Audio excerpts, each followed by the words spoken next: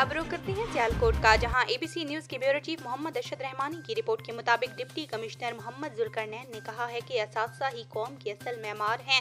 मुल्क का मुस्तकबिल नई नस्ल की तालीम और तरबियत की अजीम जिम्मेदारी इनके कंधों पर है। अपने पेशा से मुखलिस उस्ताद माशरे का रूहानी बाप का दर्जा रखता है।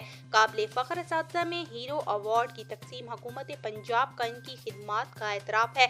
ये बात उन्होंने आज government Jamia high school Sialkot में डिस्ट्रिक्ट एजुकेशन अथॉरिटी सियालकोट की जानिब से आज आलमी यौम असातिज़ा 2024 के सिलसिला में तकरीब, तालीम programme, global partnership for education और यूनिसेफ के इश्तराक से मुनक्किदा तकरीब से खिताब करते हुए कही। डिप्टी कमिश्नर मोहम्मद जुल्करनैन ने कहा कि हीरो अवार्ड का मकसद पंजाब के तालीमी इदारों में बेहतरीन खिदमत अंजाम देने वाले असातिज़ा को अखराज तहसीन पेश करना है, जो मेयारी तालीम की बेहतरी के लिए नुमाया किरदार अदा कर रहे हैं।